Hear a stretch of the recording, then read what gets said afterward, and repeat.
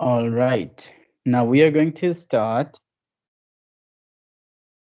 IELTS test, book number 12, listening test number 6.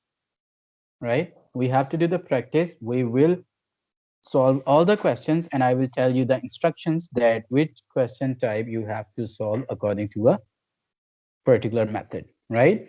First of all, let's talk about the format. Format is very simple. The total number of questions in listening are 20, 40, 40 questions, and those 40 questions are divided into 4 parts or 4 sections.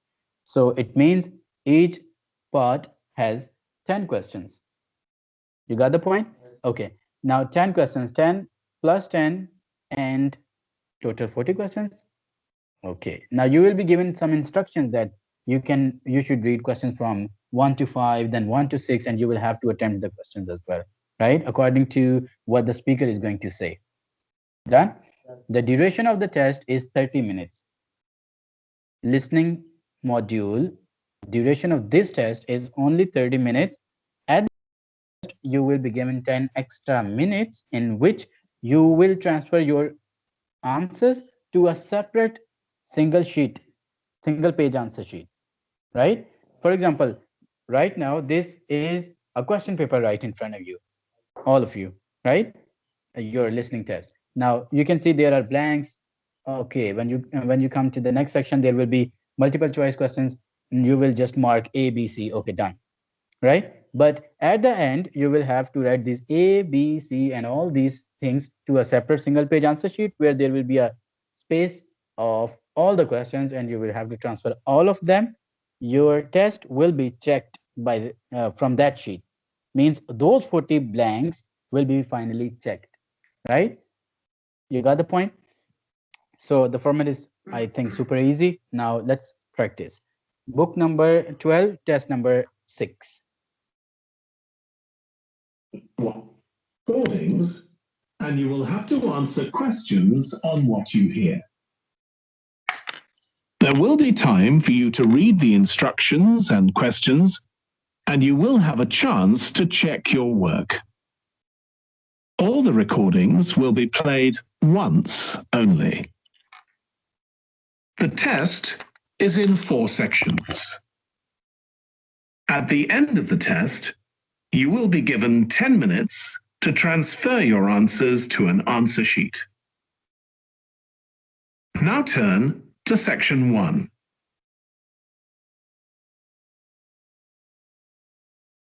Section 1. You will hear a woman phoning a box office to ask about a festival in the town of Kenton. First, you have some time to look at questions 1 to 5.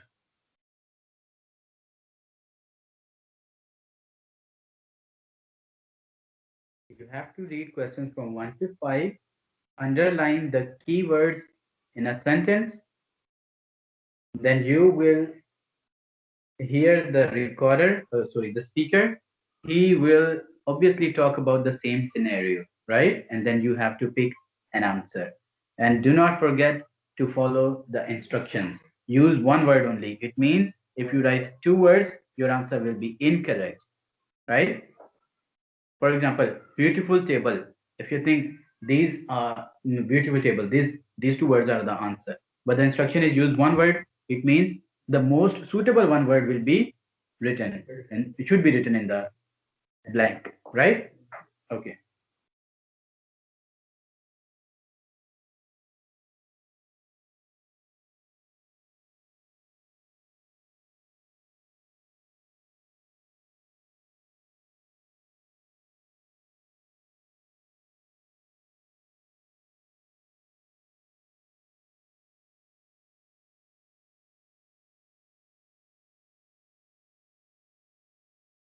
You will see that there is an example that has been done for you.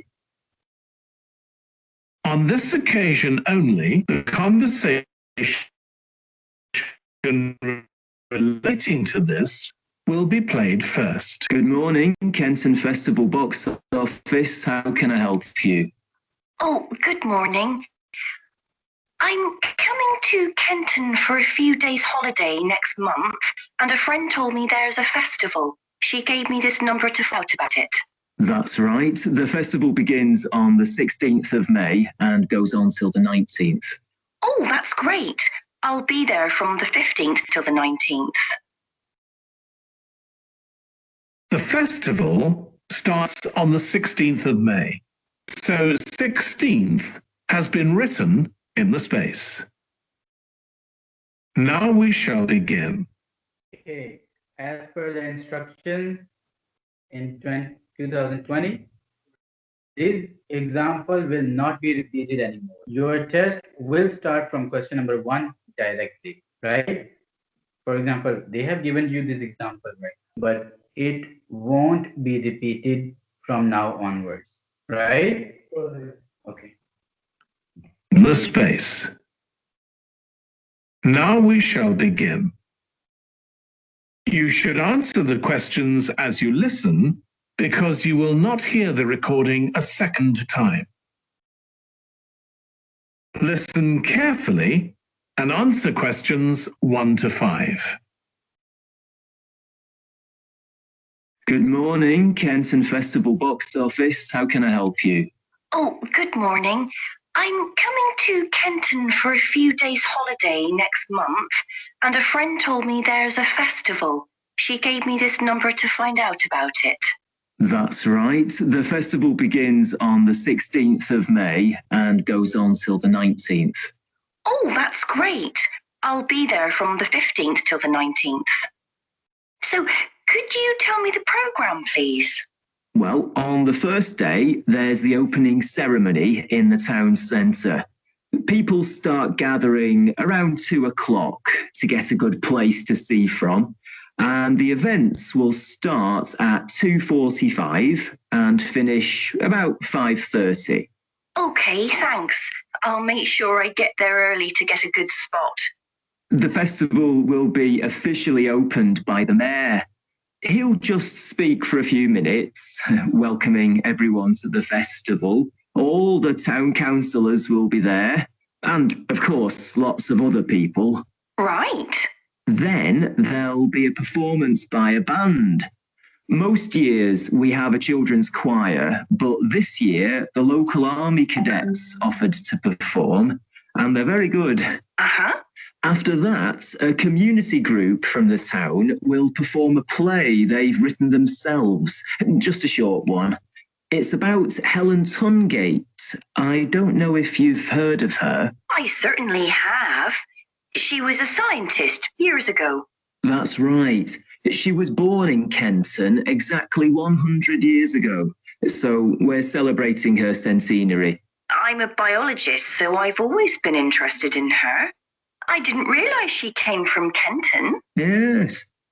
Well, all that will take place in the afternoon, and later, as the sun sets, there'll be a firework display. You should go to the park to watch, as you'll get the best view from there. And the display takes place on the opposite side of the river. It's always one of the most popular events in the festival. Sounds great. Before you hear the rest of the conversation, you have some time to look at questions 6 to 10. All right. I hope that now you have an idea that what is the frequency and pace of the speaker, right? Now, what was the answer of question number 2? Band, B-A-N-D, right? 3, play, right? P-L-A-Y. 4, very, very clear.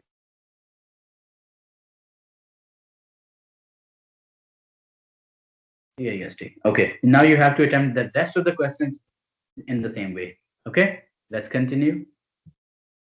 You have some time to look at questions 6 to 10.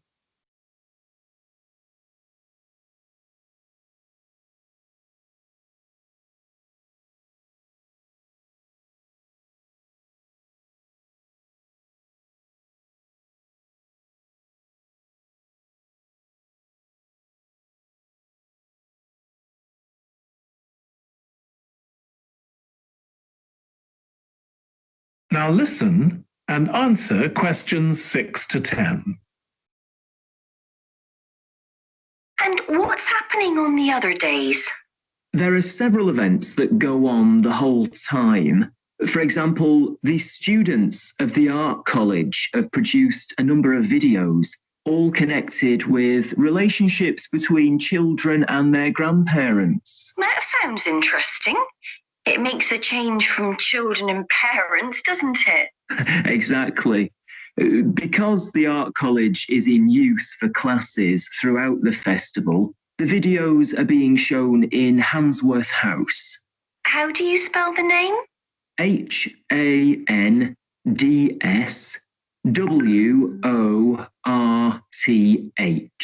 Handsworth House. It's close to the town hall. Right. Now, let me see, what else can I tell you about? Are there any displays of ballet dancing? I'm particularly interested in that as I do it as a hobby. There isn't any ballet, I'm afraid, but there'll be a demonstration of traditional dances from all round the country. Well, that'd be nice. Where is that being held? It's in the market in the town centre. The outdoor one, not the covered market. And it's on at 2 and 5 every afternoon of the festival, apart from the first day. Lovely. I'm interested in all kinds of dancing, so I'm sure I'll enjoy that. I'm sure you will. And I'd really like to go to some concerts, if there are any. Yes, there are several. 3 performed by professionals and 1 by local children. And where is it being held? It's in the library, which is in Park Street, on the 18th at 6:30 in the evening. I presume I'll need tickets for that. Yes, you can book online, or you can buy them when you arrive in Kenton, either at the festival box office or from any shops displaying our logo in the windows. Well, I think that'll keep me busy for the whole of my stay in Kenton. Thank you so much for all your help. You're welcome. I hope you enjoy your stay. Thank you. Goodbye. That is the end of section 1. You now have half a minute to check your answers.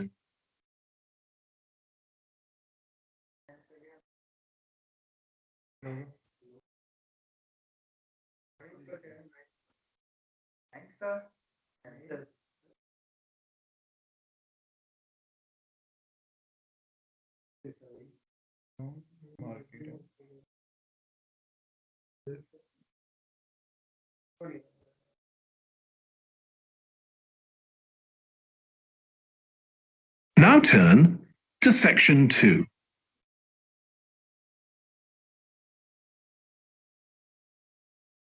Section 2.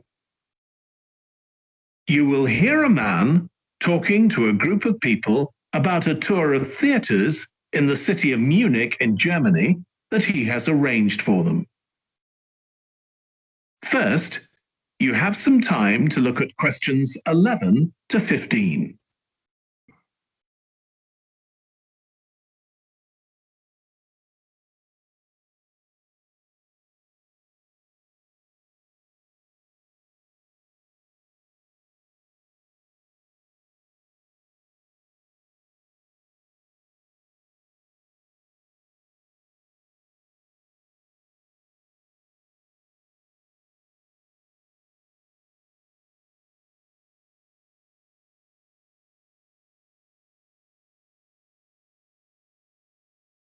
Now listen carefully and answer questions 11 to 15. Right. I've now almost succeeded in finding. Okay, 11 to 50. The question type is MCQ, multiple choice question. Your favorite question type, by the way. Okay, ये वाले जो MCQs हैं, these are easy. They are not difficult. Easy in terms of, you can see that the option is breakfast, coffee, lunch. So they are very, very short.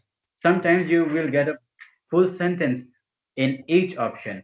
So it will take more time to read. It will be more confusing to decide which one is correct. Right now, you can differentiate between A, B, C very clearly, right? Yeah.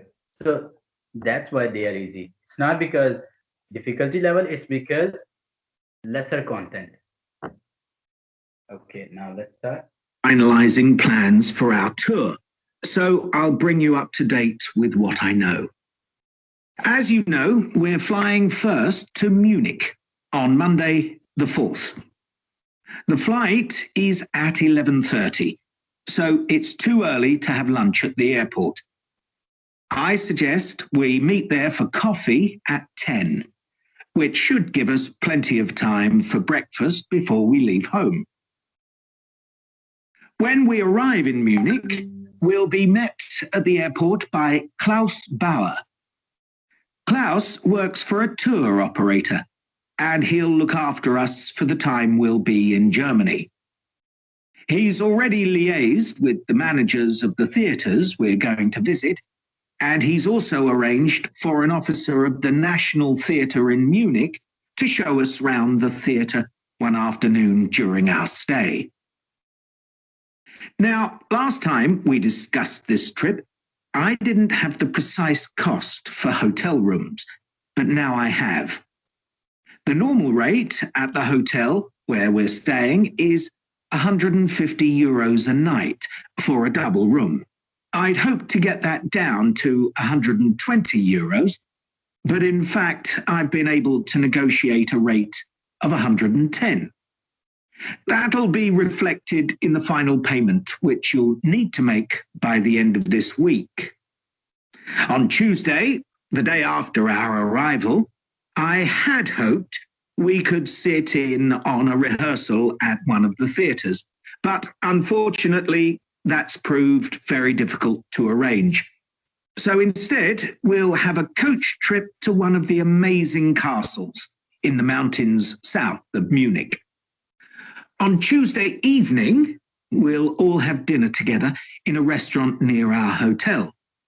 From talking to you all about your preferences, it was clear that a typical local restaurant would be too meat-oriented for some of you. Some of you suggested an Italian restaurant, but I must confess that I decided to book a Lebanese one, as we have plenty of opportunities an Italian restaurant at home. On Wednesday afternoon, the director of the play we're going to see that evening will talk to us at the theatre. She'll describe the whole process of producing a play, including how she chose the actors, and as the play we're going to see is a modern one, how she worked with the playwright. Before you hear the rest of the talk, you have some time to look at questions 16 to 20. All right. So we are done with the MCQs. Okay. What was the answer of question number 13? 110. That was very clear. First of all, he mentioned 150, then negotiated, and then finally, right? You got the point? Okay. Then there is another question after that. Which restaurant or hotel? Italian or Lebanese? Lebanese. Right? That was very clear answer. And what about the next one? Theater director. Yes, theater director, because that director will let you know about the which playwright, about the playwright as well as the type of actors and all these things, right? So C is the option. So these MCQs were very, very easy. Now let's continue. Okay, look at the questions, question number 16 to 20. Let me tell you something. All the questions are in sequence, always, right? So first of all, 16 means something that happened on Wednesday will be discussed. Then Thursday, then continue, right? Now, comments A to G. The speaker has given you time to read these things, okay? Read the A, underline the keywords. Repeat the process from A to G. Now, when question number 16 will start, he will talk about that what will happen on Wednesday, and he will talk about obviously any A to G, any point from the comments. Now, what will be your answer in the blank? Only the alphabet. Means if you think B is the correct answer for Wednesday, then you will mark B there only. Then you will mark a line over there on that option so that you save your time when you will search the answers for the next question. You got the point? And similarly, you have to attempt these ones. Let's continue. Have some time to look at questions 16 to 20.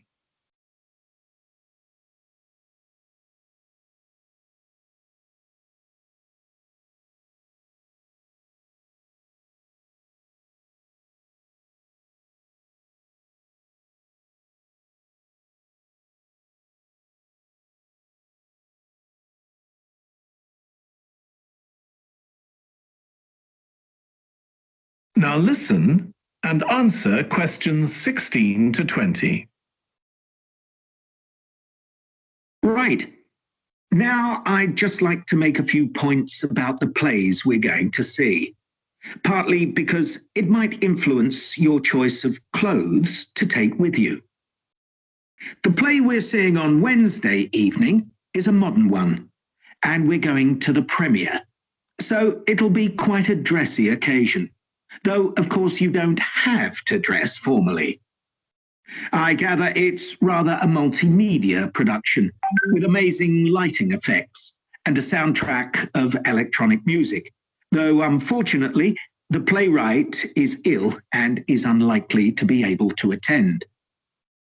On Thursday, we're seeing a play that was first performed last year when it was commissioned to mark 100 years since the birth in the town of a well-known scientist.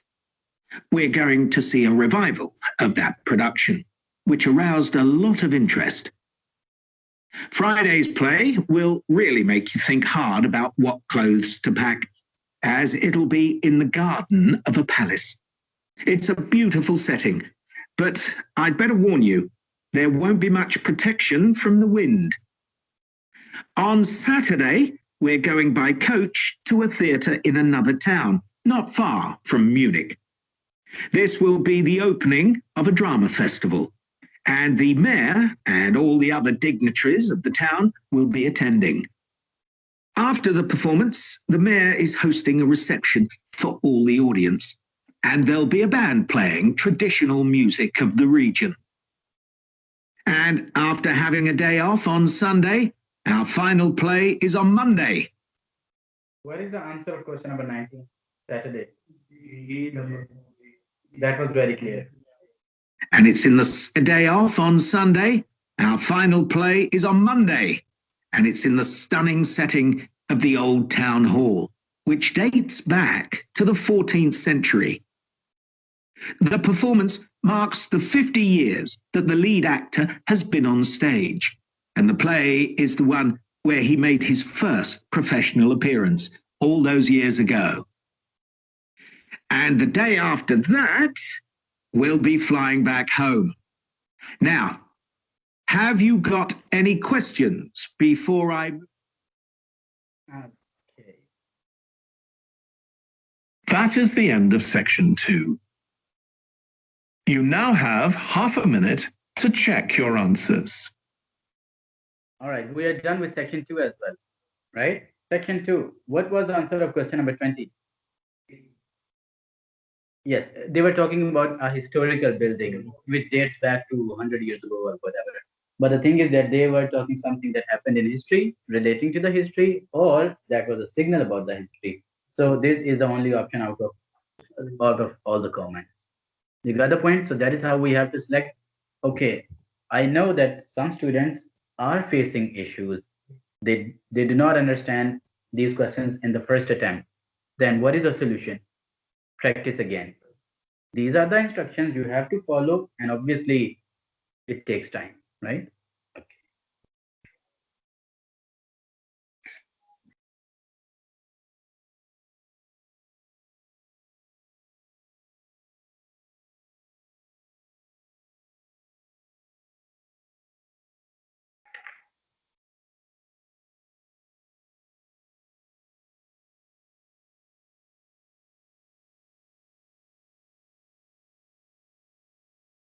Now turn to section 3.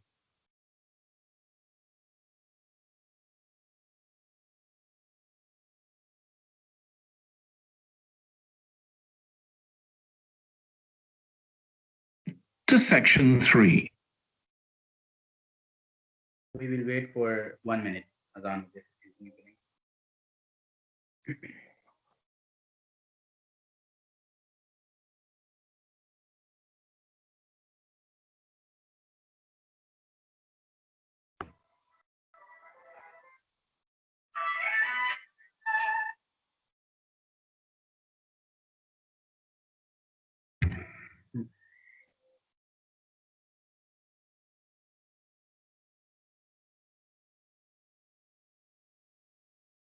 Mobile अपने silent करें.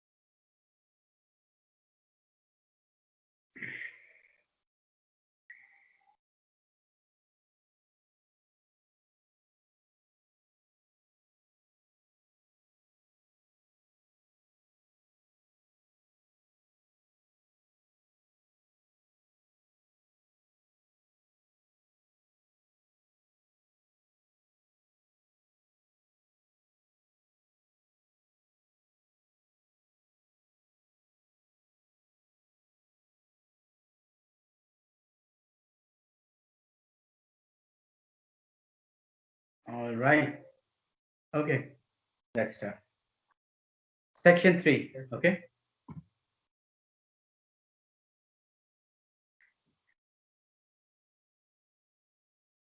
Now turn to section 3.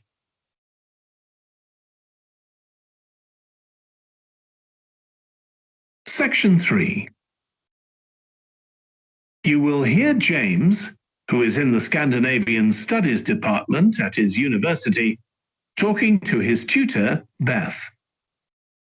First, you have some time to look at questions 21 to 25.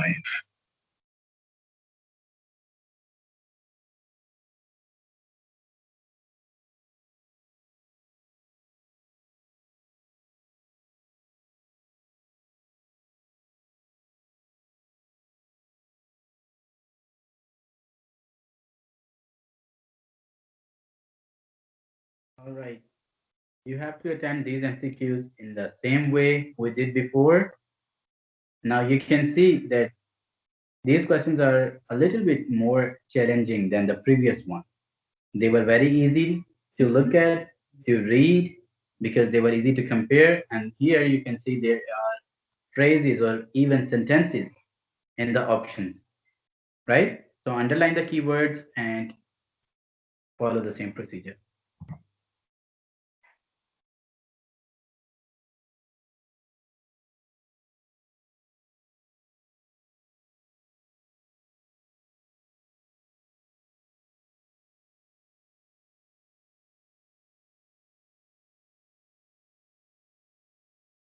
Now listen carefully and answer questions 21 to 25. Oh, good morning. You must be James. I'm Beth Cartwright. Please call me Beth. Thank you. Now, as this is your first tutorial since you started on the Scandinavian Studies course, I'd like to find out something about you. Why did you decide to take this course?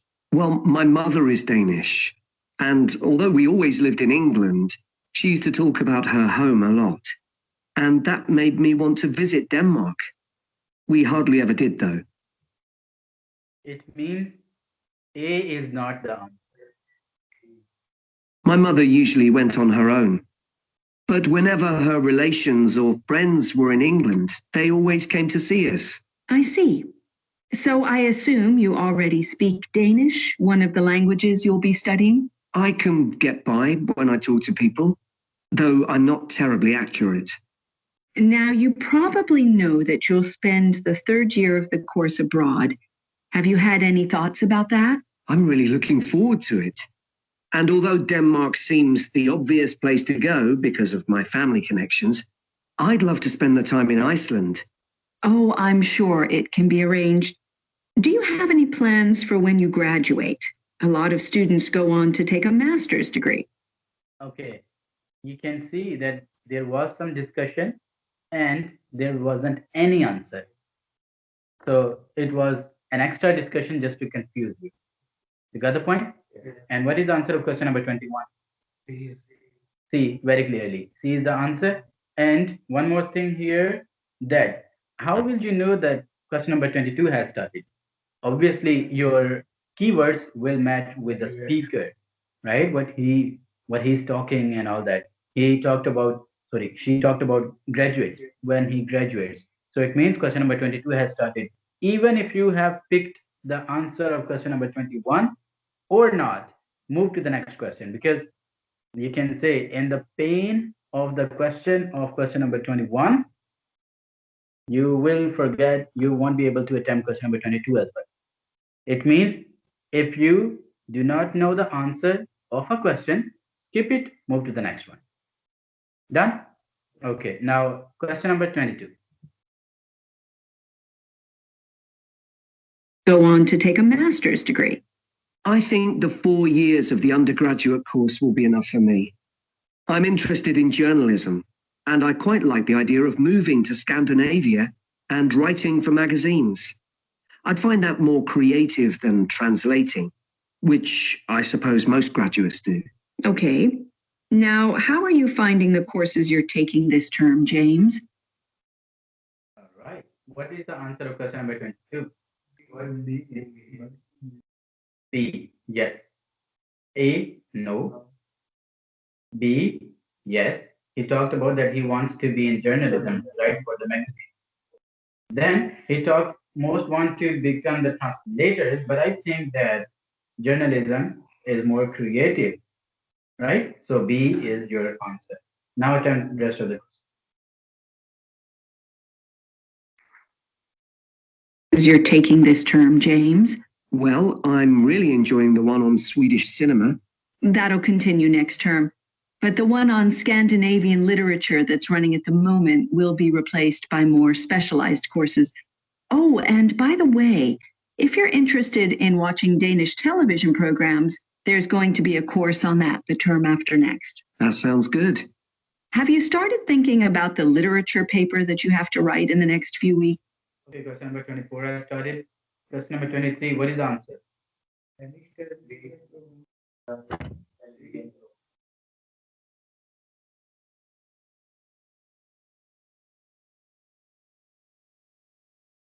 Will end this term. They are talking about the current term, not the term after the next one. C is the answer. You can do it later on. Okay, you will have to listen to the recording again and you will have to attend this test again. Okay, now we are moving forward. Yes, my first choice would be to do something on the Icelandic sagas. The trouble with that is that a lot of people choose that topic, and it can be difficult to get hold of the books you'll need. Why not leave that for another time? Right. You might find modern novels or 19th century playwrights interesting. I've read or seen several plays in translation, so that would be a good idea. Fine. I'll put you down for that topic. Right. So what would you advise me to aim at in the paper? First, I suggest you avoid taking one writer and going into a great deal of detail. That approach certainly has its place, but I think you first need to get an understanding of the literature in the context of the society in which it was produced, who it was written for, how it was published, and so on. I also think that's more fruitful than placing it within the history of the genre. Okay, that sounds reasonable. Before you hear the rest of the discussion, You have some time to look at questions 26 to 30.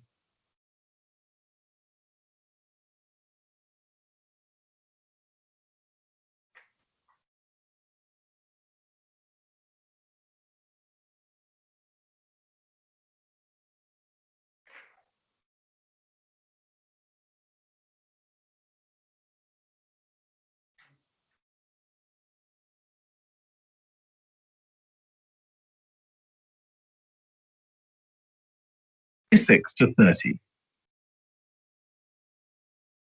Could I ask for some advice about writing the paper I'm working on about the Vikings? I have to do that this week, and I'm a bit stuck. Of course. Have you decided yet what to write about? No, I haven't. There's so much that seems interesting. Viking settlement in other countries, trade, mythology. Well, what I suggest is that you read an assignment a student wrote last year, which is kept in the library. It's short and well focused, and I'm sure you'll find it helpful. I'll give you the details in a moment. Textbooks usually cover so many topics, it can be very difficult to choose just one. Okay. I've got a DVD of the film about the Vikings that came out earlier this year. Should I watch that again? If it's the one I am thinking of, I'd ignore it. It's more fantasy than reality. But I've got a recording of a documentary that you should watch. It makes some interesting and provocative points, which I think will help you to focus your topic. Right. So then, should I work out an outline? Yes, just headings for different sections at this stage. And then you should start looking for suitable articles and books to draw on, and take notes which you organize according to those headings. I see. Then put short phrases and sentences as bullet points under each heading. Make sure that this skeleton makes sense and flows properly before writing up the paper in full. Okay. Thanks. That's very helpful. That is the end of section 3. You now have half a minute to check your answers. Okay, the answers of 26 to 30, obviously you will have to write only the alphabets, right? The question was difficult. The question type was difficult, right? We have to practice it again later on. Now move to the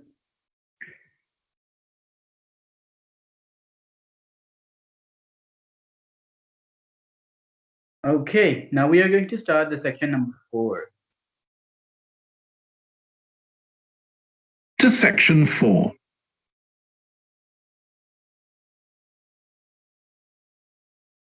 Section 4. You will hear part of a lecture about conflict at work, given by a business studies lecturer. First, you have some time to look at questions 31 to 40.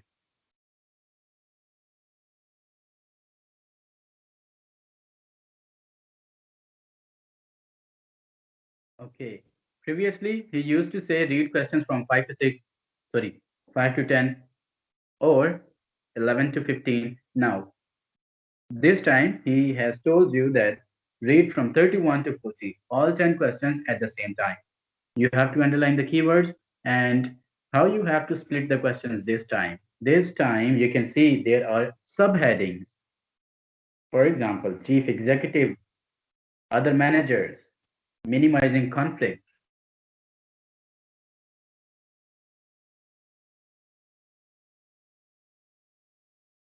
So conflict at work.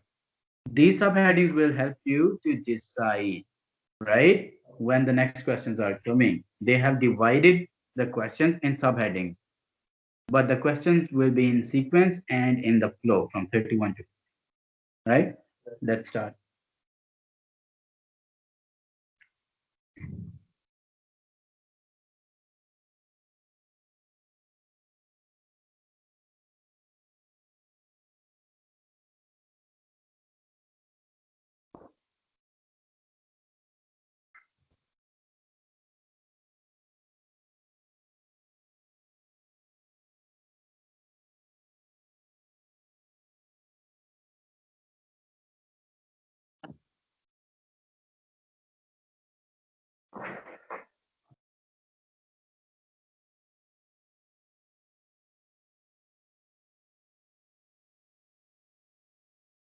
Now listen carefully and answer questions 31 to 40.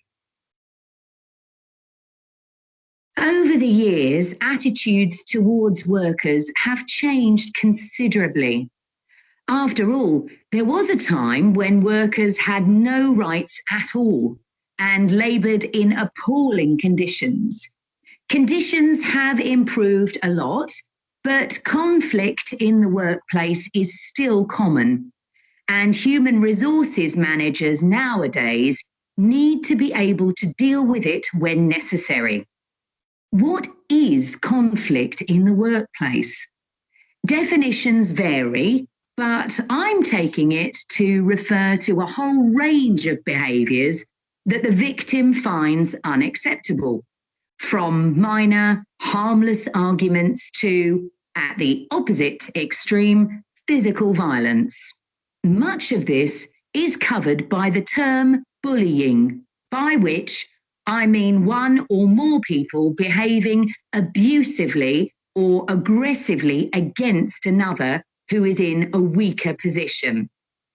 Although all behaviour like this is a form of conflict, not all conflict can be described in these terms. As with all human behaviour, there are numerous reasons for it, but often it's caused by someone who feels the need to show their superiority over someone else in order to feel that they aren't at the lowest level in a hierarchy or a group of people. In some cases, one person simply dislikes the other on the basis that the personality of one is in some way incompatible with that of the other person. A general habit of optimism in one person could make them intolerant of a colleague who's constantly pessimistic. Not that that justifies treating them badly, of course. Some conflicts arise when people are more interested in promoting themselves and their team than in the company as a whole. These conflicts are called structural and could come about, for example, when a sales team believe they are the only people in the business who do any useful work and look down on behind-the-scenes administrators. Conflict obviously affects the individuals concerned. The situation is likely to be very stressful for victims, resulting in their absence from work, possibly for months. For the company, if no effort is, it can spiral out of control and even lead to the breakdown of the business.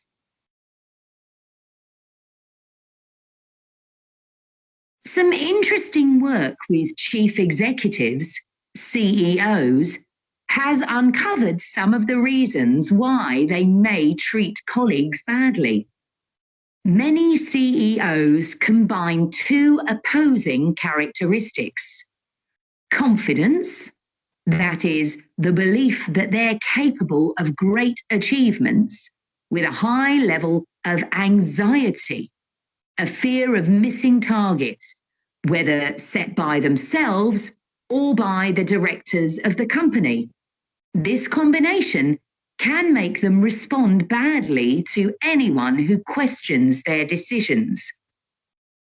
In a high-pressure work environment, such characteristics become problematic, and it's particularly difficult to tackle the situation where colleagues, managers, and board members are all trying to achieve their own visions. When they can't agree on strategic issues and on where they see the business going, there are real problems. For managers at lower levels within the organisation, it might seem that an autocratic form of management, where the chief executive gives orders and everyone else has to obey, would see more conflict than others. Interestingly, though, a company with a more democratic business model can suffer more when uncertainty about who to report to leads to conflicting demands.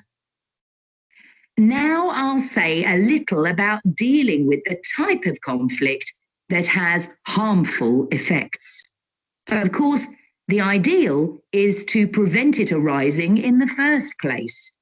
A good manager at any level will make efforts to earn the respect of the people they work with, particularly those who report to them. That will involve politeness in all communications and treating them as equals who happen to have a different role within the organization. Sometimes, of course, conflict does occur and can get out of hand. In such cases, the Human Resources Department often gets involved. However, if one of the parties in a conflict sees human resources as simply a mouthpiece for the chief executive, then an external mediator might be able to help. By talking to both sides and trying to find the truth of what's been happening, they can build a clear picture of the situation and give feedback that both sides will accept, precisely because they're independent. That is the end of section 4. You now have half a minute to check your answers. Okay, this is the end of your listening test, right? You can check your answers from the back side of the book and tell me how many of them are correct. Answer sheet. Now have 10 minutes. Okay, last instruction. Now have 10 minutes to transfer your answers to the answer sheet. Okay, now you have 10 minutes to transfer your answers to a separate single-page answer sheet. Obviously, when I will take the mock test, I will provide you that sheet as well, right? Anyhow, this is the end of our speaking module practice.